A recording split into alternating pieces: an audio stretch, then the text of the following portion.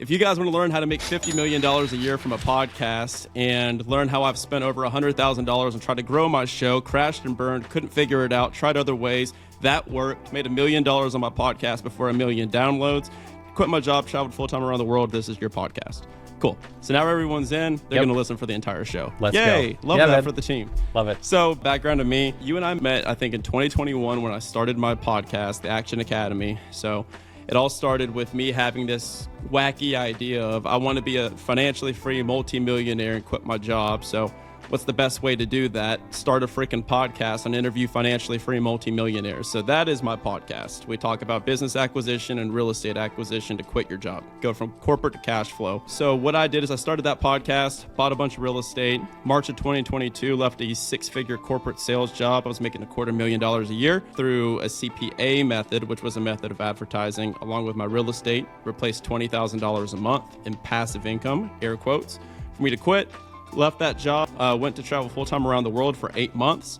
That's cool. What's even cooler is the next year I built my own business from the podcast, my own community.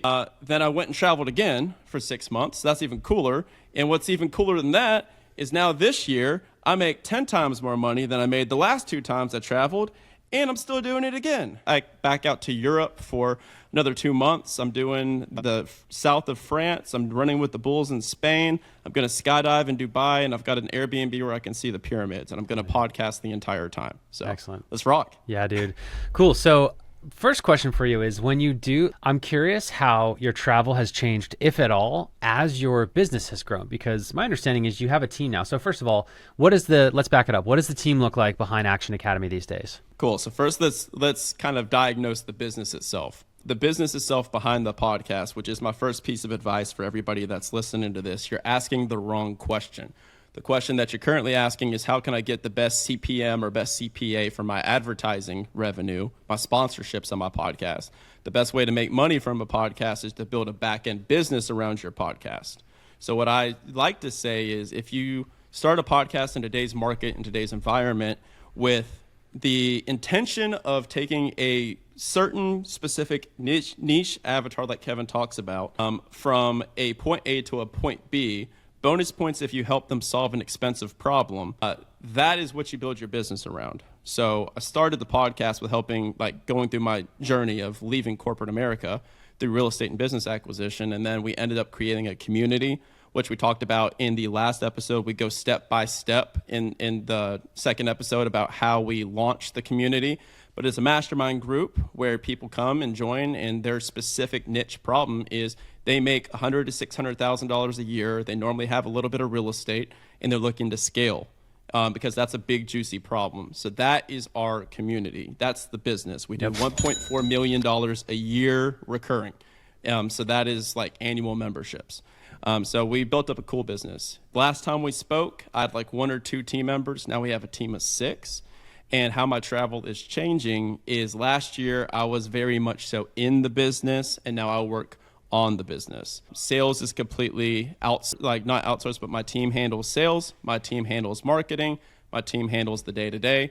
And now for the first time, I'm actually doing what is needed and taking a vacation for 2 weeks, where putting the email up, putting the computer up, and that's where I'm going to south of France. Dang. So delegation and elevation. Hell yeah, man. That's awesome. Can you talk a little bit about something I'm really curious about is you've got a really specific avatar of folks that are making over 6 figures. And did I hear you right, or am I remembering right that it's folks that already have real estate investments? Is that right? For the most part, it's not a hard and fast rule, but the reason we have that from a cultural perspective, and this is important for people, is the riches are in the niches, is we want the avatar to be ready, willing, and able to scale and buy like 40 rental properties or 100 rental properties in a year, as opposed to just one at a time. And we've found if they already have a few, like 5 or so, it's easier to get them in the mindset to scale. Yeah. So something that I think you do really well, and I point to you as an example, is you've got this really specific avatar for your back-end business, right? That's a really specific person.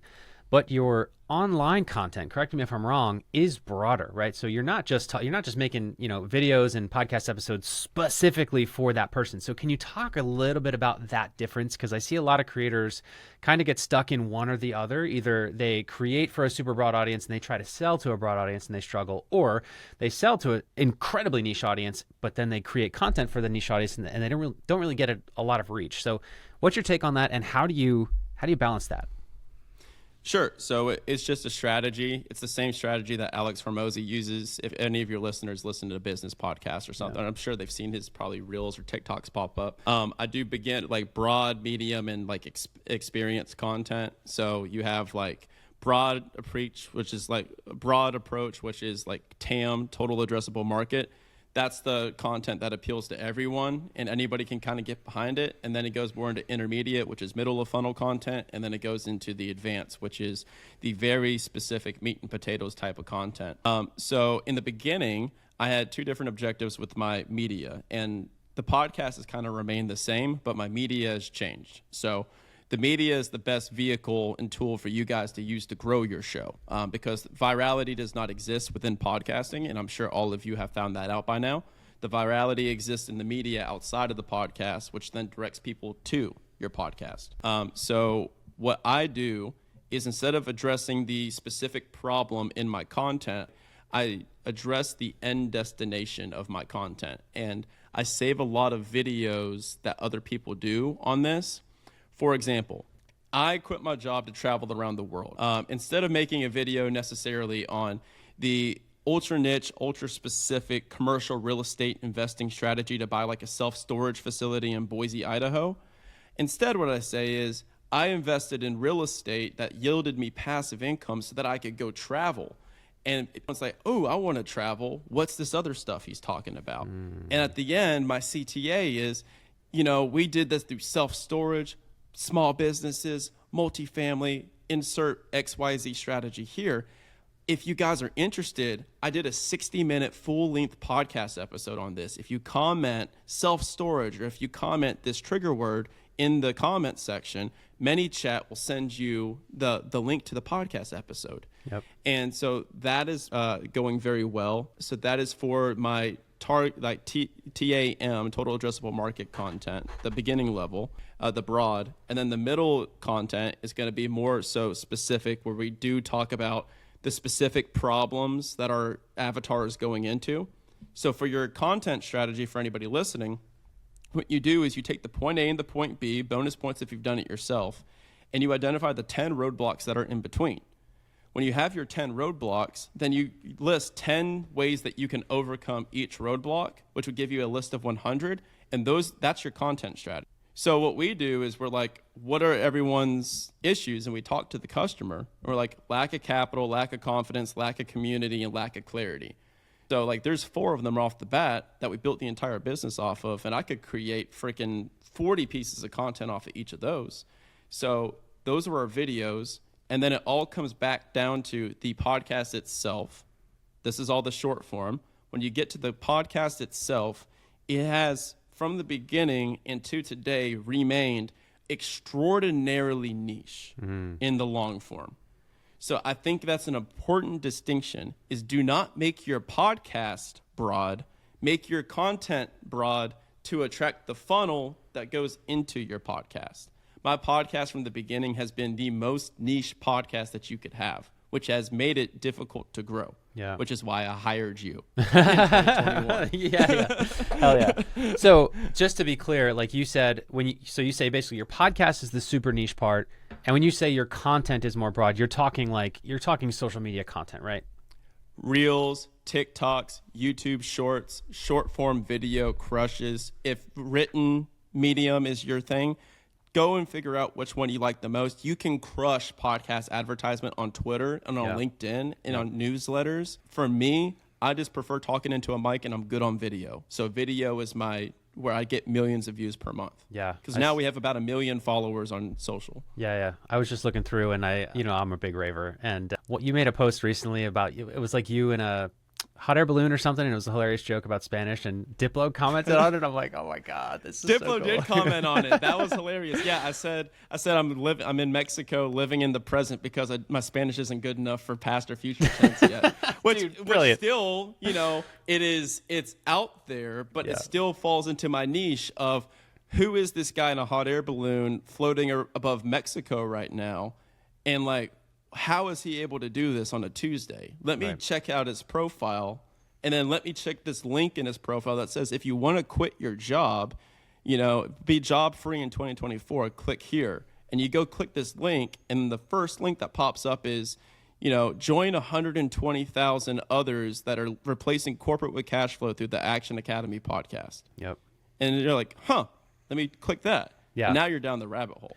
So top of funnel, and it sounds like middle of funnel, is on social media. Bottom of funnel, which is the super, super niche stuff, is the long form podcast content.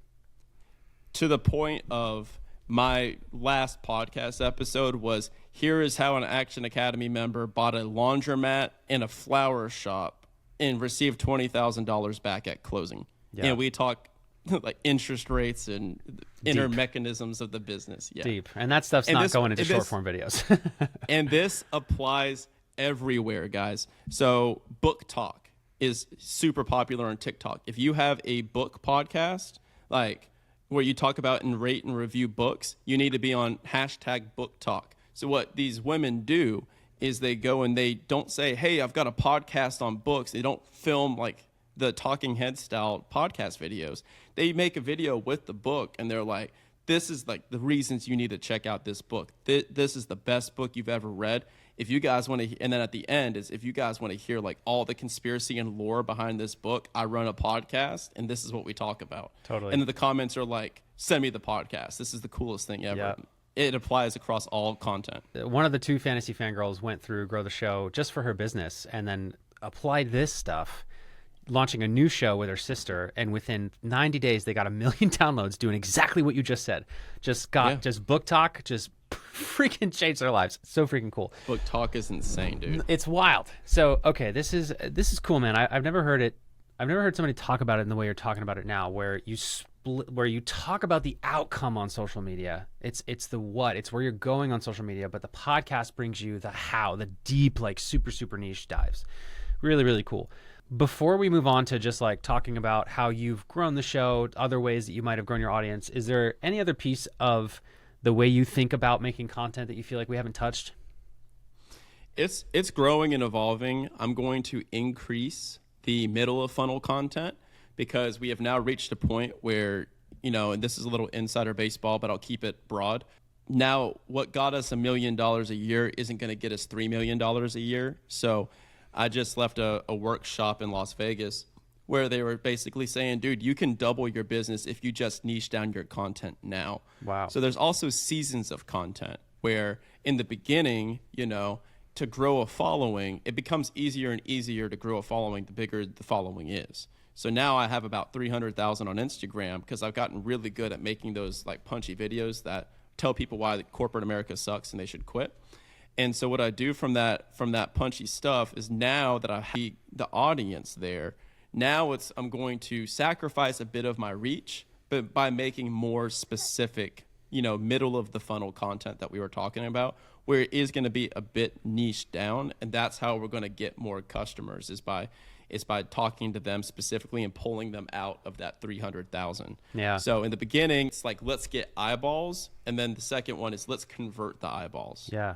Do you think that might be tough for you to post stuff that gets less reach? Like, I feel like just as a human being, it might be hard. Yeah. I hate every single second of it. I posted a freaking video that was insanely niche. A normal video gets 60,000 to a million views, and this one like 12,000. But I stopped complaining when I like 5 leads from it, and 4 of them ended up booking calls, and 2 of them ended up joining and paying us $16,000. Crazy. So that shut me up pretty quick. Yeah, right. We've that'll do it. We've heard the same message here from a few different creators at Grow the Show, and even in just what I'm talking about on the show, I've kind of gotten a little bit nicher actually with it. And same exact thing where post something and I'm like, I think this might be like a little too, like it's a little more niche or business focused than I am used to. And boom, calls booked, sales made. I'm like, oh, okay, that is the way. But less downloads. Oh yeah, fewer views, fewer downloads, yeah, less attention, which I'm cool with. But it's crazy. Like Saint Cash. Yeah, Views ain't cash. exactly. I can't pay my rent with freaking views. So Well, you're in Miami. It could work. maybe if there's anywhere in the world that we could do it. I haven't figured it out though. I'll go down the street and talk to some of the Instagram models and see how they're doing it.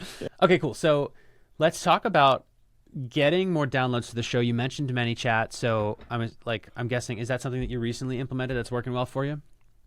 ManyChat's been working. I'm not a master at it. Some people crush it much better than I do. And now I'm getting new to the game. I'm taking this very seriously now.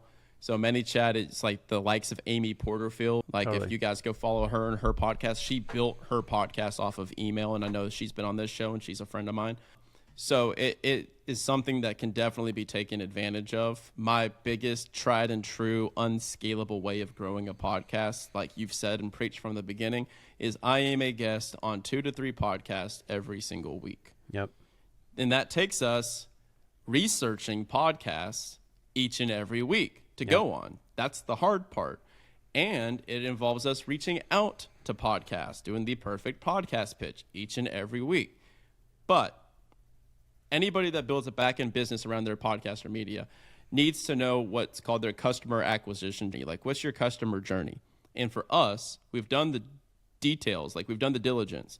And we know, without a shadow of a doubt, our best customer for our business comes because they heard me on a podcast, another show, and which brought them to my show, where they binge on average 3 to 4 hours of episodes within the first 2 days, and then book an intro call with our team and say the same thing every single time. We even track it to the amount of episodes they listen to. Wow. It's always heard you on a podcast, 3 to 4 hours of podcast on your show. Take my money. I'm yours. Let's do anything that you guys talk about. I'm in. Yeah. And so it's the highest ROI activity that I have is being on podcasts. So how do you choose which ones are a good fit versus which ones aren't? So we have a very niche, again, specific focus. So what I do personally, and this is what I do. Other people could be different, but for me, I'm not going on a show. We use listen notes is like our tried and true. Like nobody's gonna you can't tell what an actual podcast download number is outside of anybody else. But the closer you can get is through listen notes and seeing what their percentage ranking is. Yep. So if a show is under 2%, so the lower the score, the better. Like actually, it's at like 0.05% top global podcast now with about 100,000 downloads a month. And then 2%, then it goes down to 5%, 10%. If it's over 2%, we're not going on the show. If it's not a weekly show, we're not going on the show. If they have less than 100 episodes, we're not going on the show. And if it's not in our niche and we can look through their last 20 episodes and see something that I can absolutely crush to the audience to talk about, we're not going on the show. We are very focused on the niche of like small business, real estate, financial freedom, digital nomad. Like that's what we're talking about. Digital media and digital business. Like I was on Pat Flynn's show, and Entrepreneurs on Fire, John Lee Dumas. So that's what we focus on, and we do about 20 to 30 podcast reach outs per week. Wow. To yield 3. 3. Okay. So yeah, 10%. 10% yes rate. Man, have you ever looked at Raphonic? It's a Listen Notes competitor. We pay for both. Okay, yeah, so do I. Pay for both. Yeah. Yeah, so Raphonic is too expensive for what it is. I think their business is going to crash and burn because it's not a sustainable business model for the price point that they have it at. It's like $90 a month, which just every single month, even me as the business owner, I'm like, do we need Raphonic? But it's a cool service, and they have a CRM in there. That is where we host our CRM. Got it. But I would venture to say that Listen Notes will probably come up with some type of feature like that, even though they're too expensive as well. I was going to say, is it like the same price though? Raphonic is an expensive service, but that's where we host our CRM for podcasts. Yeah. Okay, cool. So getting growth on social media, converting via ManyChat, and showing up on other shows 2 to 3 a week. That's aggressive. That's awesome. That's it. Yeah. What's your take on YouTube these days for podcasting?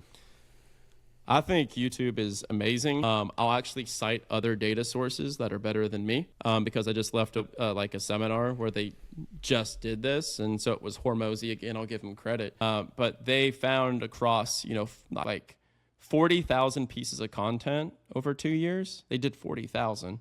They realized that people that like short form, and people that like long form. So somebody that watches YouTube shorts isn't necessarily going to convert to a long form YouTube video, but people that watch long YouTube videos will convert to a long YouTube video. I think if I could blow everything up and start from scratch again, I would still do the podcast just because it's what I enjoy the most, because I get to meet people. But if I were going to start from scratch on Instagram or TikTok or Twitter, I would start at YouTube, because it's the only social media platform that pays you for reach.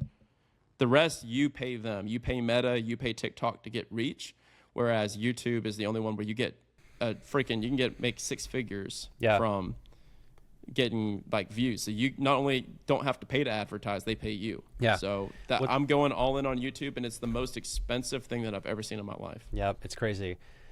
What's also crazy about YouTube is that good stuff gets shown for years. To this day, we get more leads from a YouTube video that I put out 3 years ago than any of the YouTube videos I put out in the last year combined, because that particular video has just hit. It keeps getting views. It keeps getting served. So to me, I'm like, man, I'm still getting leads from a video I made. I didn't even live in Miami yet, and I made that video. It's just crazy. So it's so that true. That doesn't exist in podcasting. It doesn't. I don't think it exists anywhere. Like social media, stuff. Maybe a TikTok will get shown for a month if it really hits, but other than that, like there's nowhere else where you make something in 3, 5, sometimes even 10 years, it's still performing, still getting you views and eyeballs and reach and lead and everything like that. So yeah, we just got to do more YouTube. I'm 50% ish of my episodes are going on YouTube right now, but it's just got to be a thing. Can I share the advice that I spent many thousands of dollars to get on YouTube? I would love that. For free to your listeners. Please. If you leave you a 5-star rating and a review on Grow the Show podcast. Right now, rate and review. Yeah. I run a podcast, ladies and gentlemen. Yeah. So I asked, how the hell do I do this? For anybody that's attempted YouTube, I highly recommend you try, and you'll have a newfound respect for how much time, energy, effort, and capital goes into building these videos. Yep. If you guys watch a 15-minute infographic done by Wondery, like one of these companies, that thing probably took them like 60 hours to edit at minimum. So YouTube editors, video editors, and video creative directors that run like your brand and like the YouTube, which is what I'm looking at right now, are very expensive.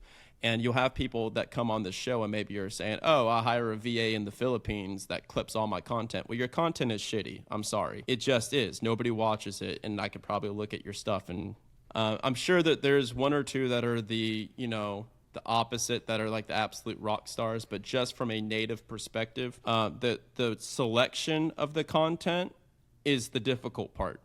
If you have somebody that's a native English speaker that can go into a podcast and pull out like the meaningful moments and then send it to an editor, maybe they can do that, sure. But for the most part, 99% of us are like, hey, here's an hour-long podcast I did. Pick out the viral clips.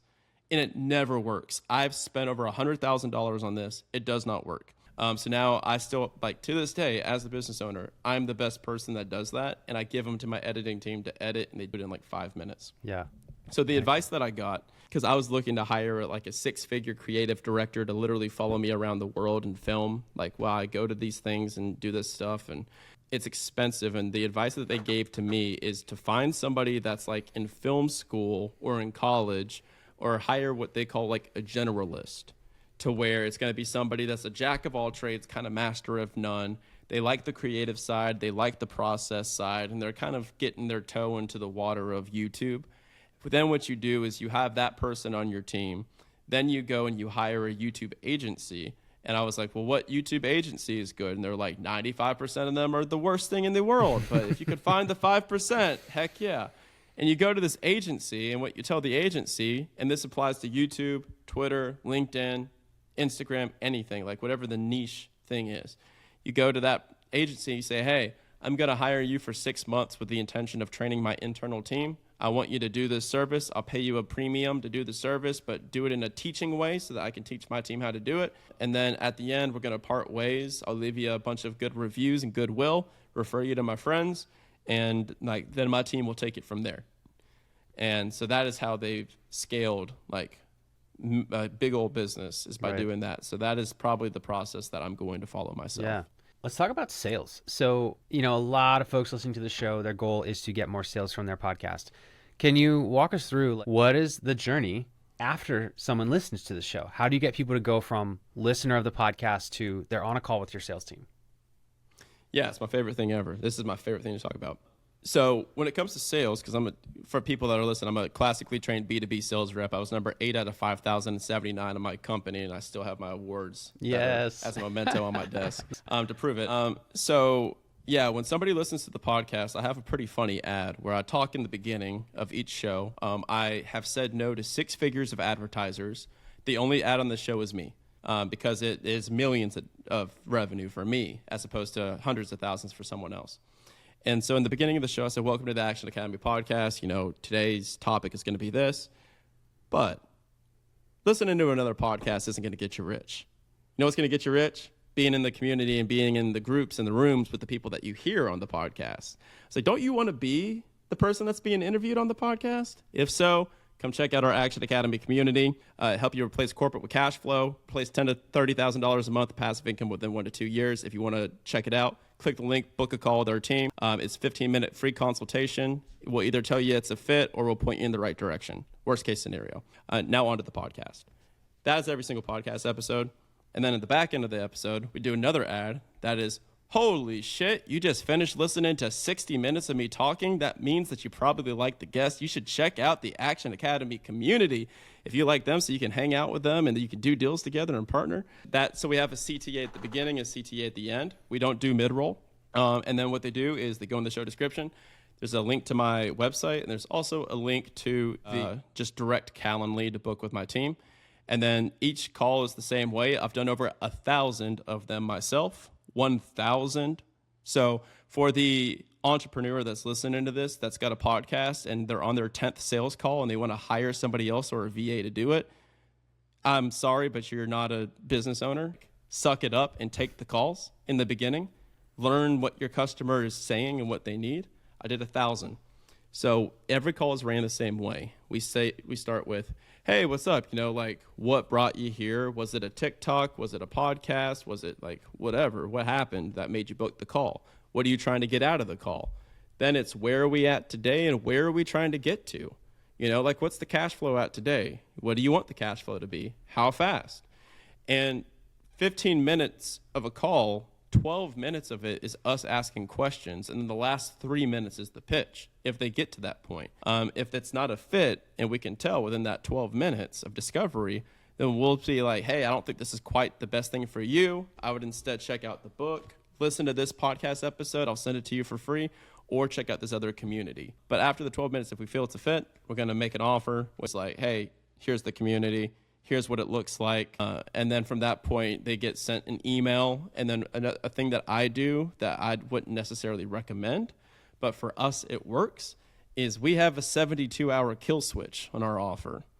So I just pull it and I can back the talk because I literally just told somebody they were trying to say, hey, I'll join, but in July. I've got a bunch of stuff going on. I'm going to join in July. And I said, thank you, but no. And I explained why, because in our thing, I'm like, it's Action Academy. If you get a piece of real estate or if you get a business that comes across your desk, you need to be able to act and jump on it. We don't need people taking months to make decisions, which is why we have a 72-hour kill switch. And I tell people it's a hell yes or it's a no. If you're still on the fence after multiple days, it's not a fit. Yeah. And that's what the cadence looks like. So we convert 61% of offers sent. And we convert at 37% of gross calls. Yeah. So if we have 100 calls, we'll convert 37 of them gross, but 61 of them would be for offers that we submit. So the metrics that we're focusing on right now is how to increase the quality of the person that is booking the call, and just really, really qualifying that person to where it's not somebody saying, hey, I want to learn about real estate investing. I want to buy my first house, versus somebody that's just like, dude, I've got 2 Airbnbs. I make $20,000 a month.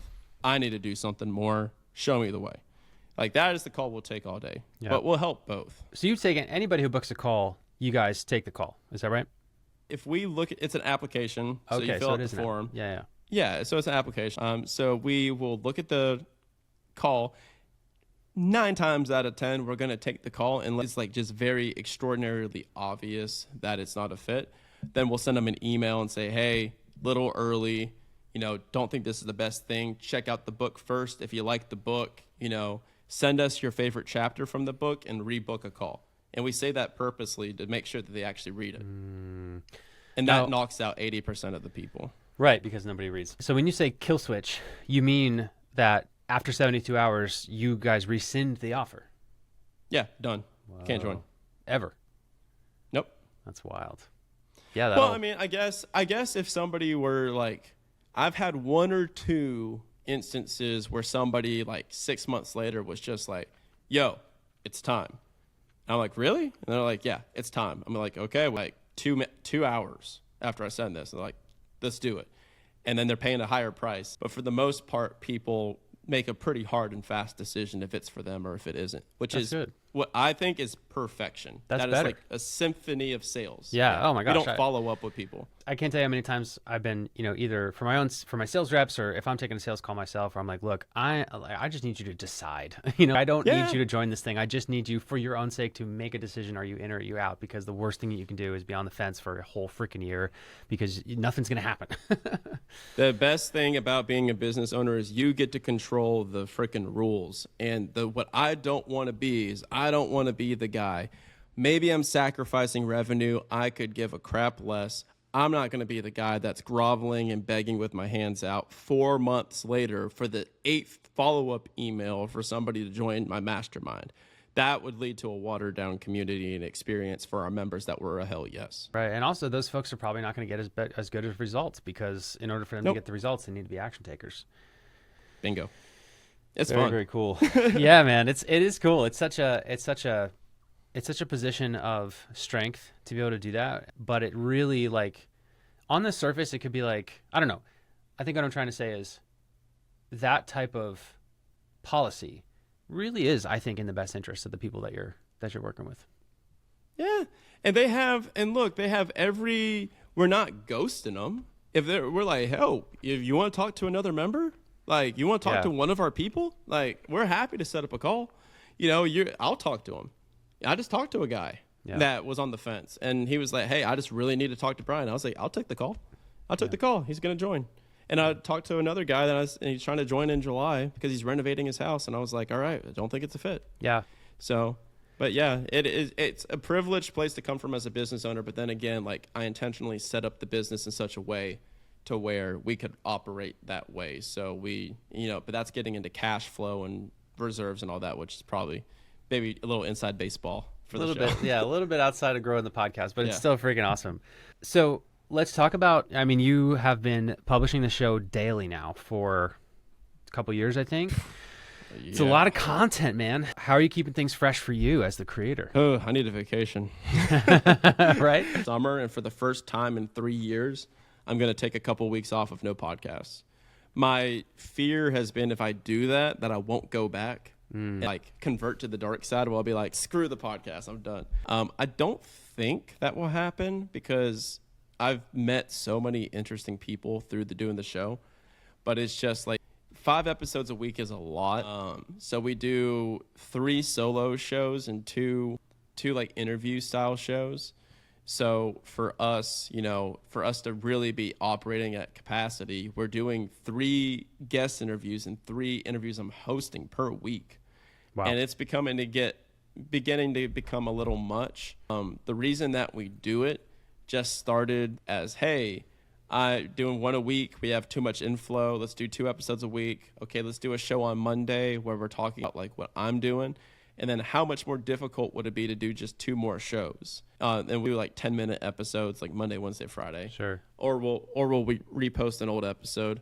I think the answer is me just becoming more strict with my systems, because if we're being completely honest, if I just dedicated 1 hour at a Sunday, I could knock out all the podcasts for the week, just being like, all right, I could probably do 2 weeks worth of podcasts in 1 hour. But I just don't. But yeah, right now it's 5 episodes a week, Monday through Friday, just because I was getting pissed off whenever I saw a dip on like a Thursday where I didn't have a show. That's why I did Really? it. There's no like deep reason.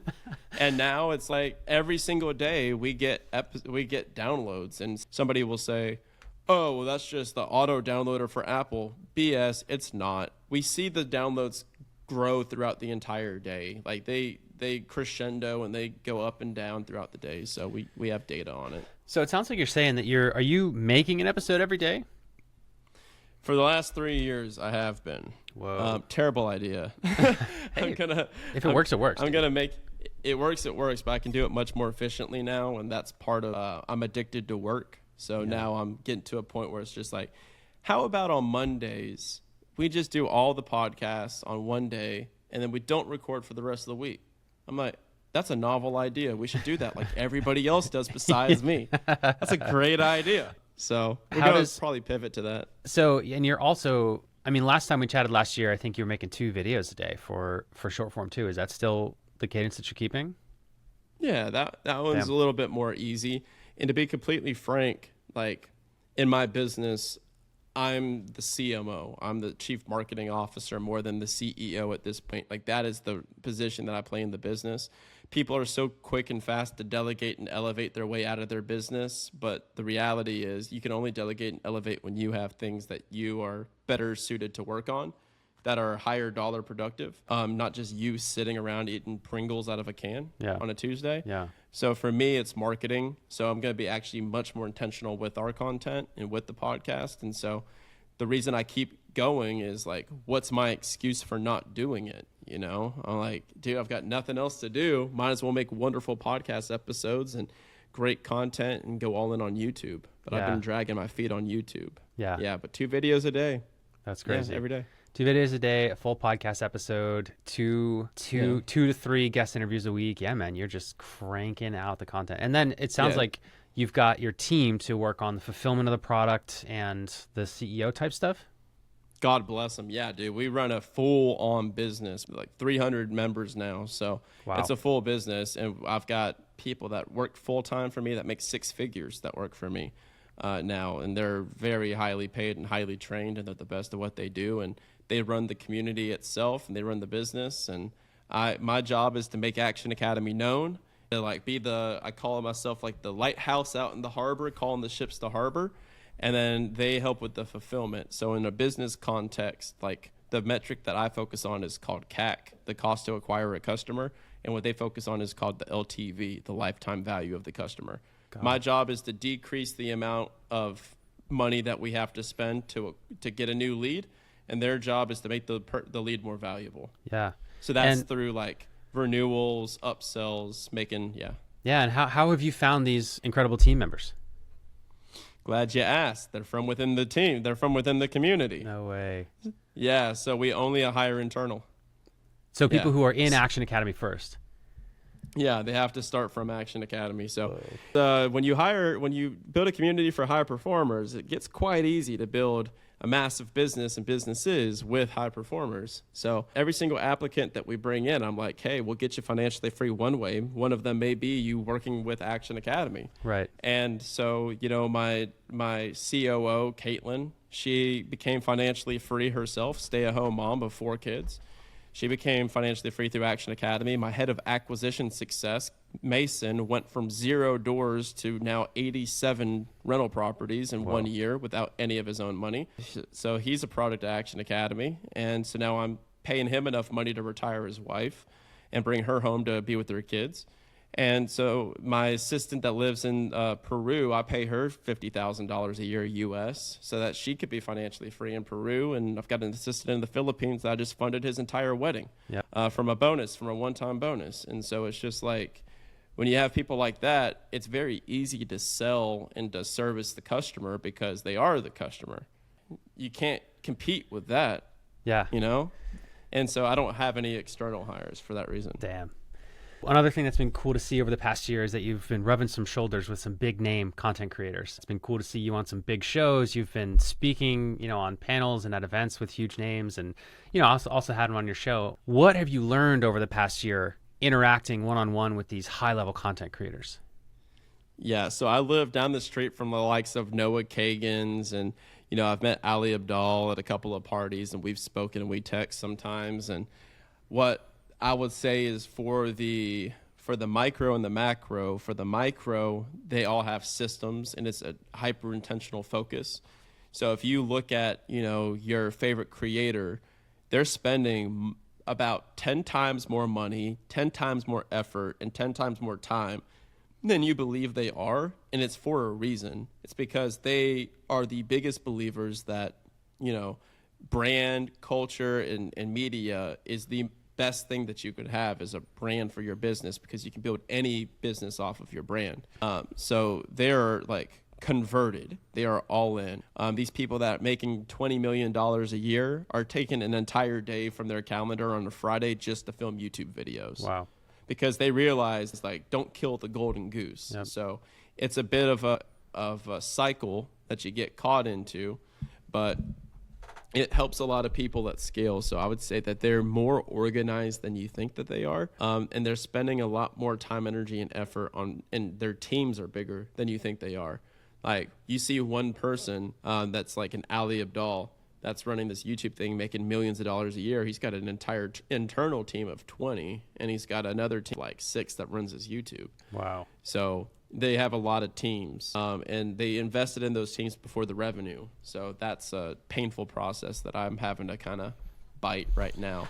Yeah. What do you have to say to the solopreneur who's listening in and wants to create all this content all the time and is just completely by themselves building stuff out for the first time, and they hear that and they get discouraged? What do you say to them?